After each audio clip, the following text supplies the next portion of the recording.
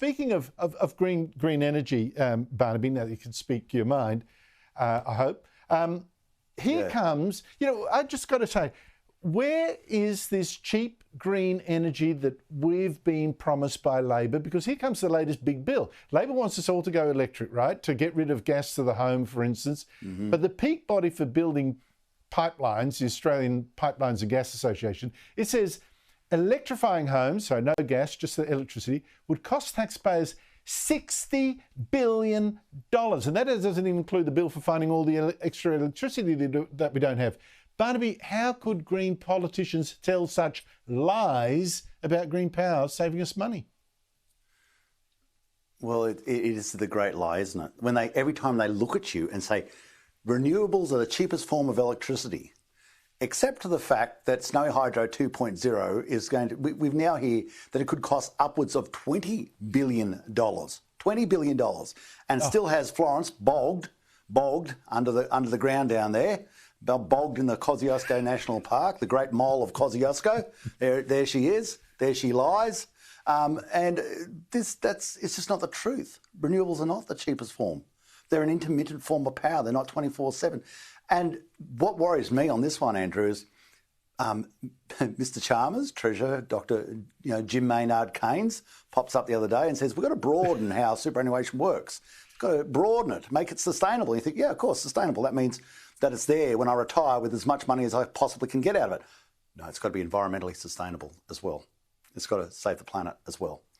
And so we know where they'll go hunting for this money when they can't find it. All of a sudden, there'll be new caveats and new directions and new encouragements for things such as your super to invest in things that don't actually make a buck, but actually make them fulfil their election promise with your money. That's what an issue is. And so they're looking for $60 billion. I wonder where they'll find that. They'll either find it in your taxes, they'll find it by giving tax breaks and incentives and subsidies, or they'll actually go direct and say, oh, well, this is a great place for your super to invest. You can invest in these gas pipelines. And ultimately, it's your money. And I got a power bill the other day. I don't have an air conditioner in our house. It's a brick house, iron roof, no air conditioner, no pool. Kids got a splash pool, but no pool. $1,500 was my power bill.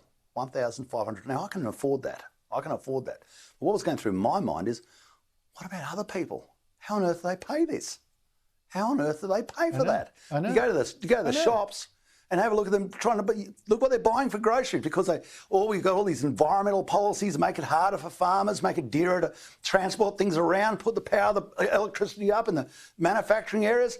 And you get people saying, they're putting the steak back and picking up the mince, or putting the mince back and picking up the pasta, because they're literally running out of money.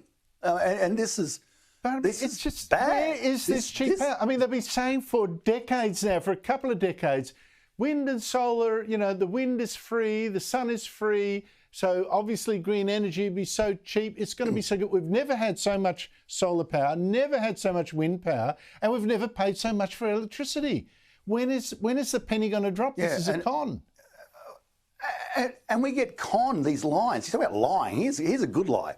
Power bills will go down by $275. You've heard us on Household Politics say it so many times, we're driving you mad. But we just remind you. And then they say, they've turned that into, in the future, power prices won't rise as much as they otherwise would. Now, where is the honesty in that statement? What on earth is that verbiage? What does it mean? It means it's weasel words. You are misleading people. It's rubbish. You should be honest and saying, we got it wrong. Renewables are really dear, because they only go for a little bit of time. And then when they're not going, we have to find power from other places. It's so true. And, they'll never be wrong, because they'll say, whatever the power price ends up being, whether it's this much or through my ceiling, they'll say, well, it could have been worse. If it wasn't for us, it would have been worse. So they're always going to be the heroes, even though you're paying through the nose. I don't get it. Barnaby Joyce, always great to talk to you. See you next week. Thank you so much.